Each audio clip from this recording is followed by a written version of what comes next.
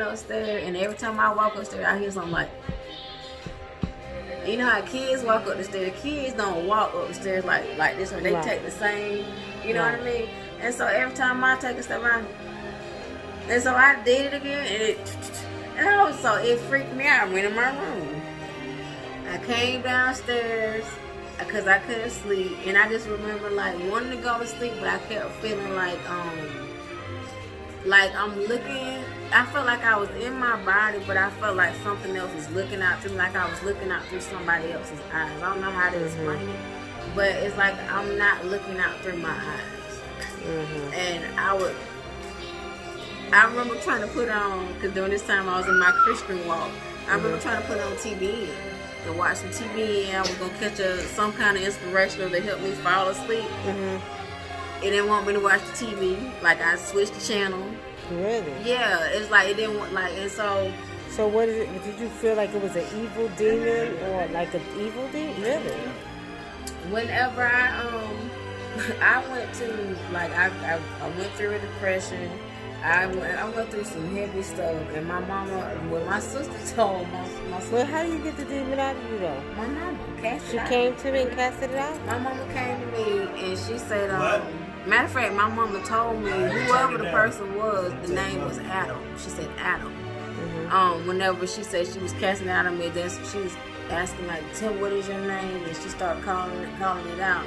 But I remember I remember her getting oil. She got some holy oil she had prayed over, and my mama always, like, she was speaking in tongues or whatever, and she casted it out of me. I just remember whenever my daddy when I woke up, when my daddy took me back upstairs and put me in the bed, my daddy sat on the side of the bed, and this is why I say I feel like my mom and my dad had some spiritual work where they was working against each other or some type of something. I don't know, but this is what I feel spiritually, because my daddy sat on the side of the bed and he said, "Nicky, I am so sorry." And my daddy is not a man. He always be like joking, laughing. So if he cried, it's something serious. He said, "I am so sorry." He said, "Sometimes you do things," he said, it'll skip a generation. He said, "It won't hit you." He said, "But it hit your seed."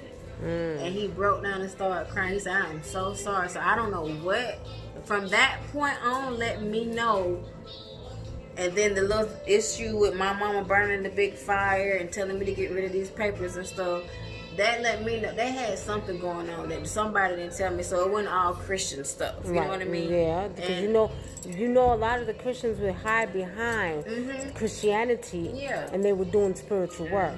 You got to, especially in the South. Right. Yeah, especially in the South, they was doing that a lot. So pretty much, you know what I mean? I'm not surprised. Right. Because you had the Shango Baptist, you had the Methodist. Right. But that's how it comes back to the show when we were talking about how they do the same things we do in African traditions, except they hide behind religion. And my grandmother, my great grandmother, the one that she lived to be 101, but that's the one I was telling you about. She always she the one that used to talk about the witch riding you, and it's like she had a Bible, like in her Bible, she always would have like different stuff, like she would have like forks and stuff in certain scriptures, like in Ecclesiastes, Proverbs, and Psalms was like.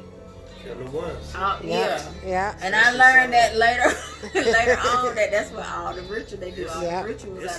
It's some in Matthews too. It's rituals to make your teeth fall out, all kinds of stuff. Yes. So what that tell you about the Bible? What that tell you about your Bible? Right. Yeah. It's like, oh my God. But she always would talk about the witch riding, certain things you had to do before you go to bed with her, like.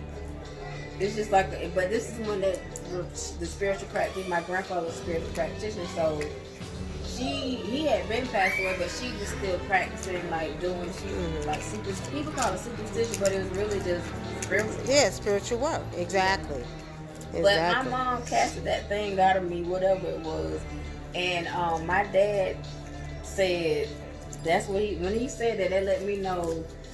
All the stuff I had been through, the tormenting, like the crazy stuff that I thought was going on with me when I was little, all that didn't come from me just like, it's stuff that had, that, like they say 7 years forward and 7 years back, curses and blessings or whatever it works, like I feel like that stuff fell on me. And I feel like my late 20s and my early 30s, I worked a lot of my karma off. That was my parents' karma. Even, remember when I first came to you, I told you my mama came to me in a dream. No, not my mama, but Mommy Watcher. Mommy Watcher, right. And you was telling me, you said you don't have to be initiated by anybody because Spirit initiated you in your dreams. Right. And I was like, the first dream I had was I was standing at the shore, and it's this lady with salt and pepper locks. She's standing behind. She's like another lady standing me, and she says she's doing a ritual with me, but she said this is to cleanse you. This is before my mama passed away. She said this is to cleanse you of your sins and the sins of your mother. And when she said the sins of my mother, I was like looking like, what this got to do with it? Like, you know, because I don't even know why I'm here. You know what I mean? But she takes she said she had some menstrual blood in a jar. And she said she poured it in the sand and she drew a line from left to right and then back through it. And then she took it and she never touched, but she started to cuff it up like this right here. And then she took it and she grabbed it and she handed it to me and she said, this is clean. And she started doing like this over me. This ball of sand mixed with menstrual blood, whatever it was. But she said, I've already prepared, because I was like, I'm not on my cycle, I don't have any blood. But she said she already had some. And she said, this is to cleanse you of your sins and your mom's sins.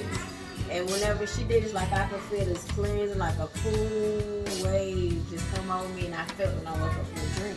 The next dream I had was the next one that I had. I was at the ocean, and I was standing at the ocean, and the water's coming on me, and I could feel it, and I could feel the pool of the water come on my feet. And then I wake up. The last one it scared me, but it was comforting at the same time. But I was like, that's a big ass tsunami wave. What is? It was a huge tsunami wave. And I'm standing there at the ocean, and it's like about to come over me, but it's like waiting, and it just like does like this, like waiting for my invitation. So at that dream is when I finally I started working with the water in it, water energy, because you're so. Mama Watch, that's ocean. Mama Watch never came to you, so I was like, okay, I'll start working with Mama Watch. But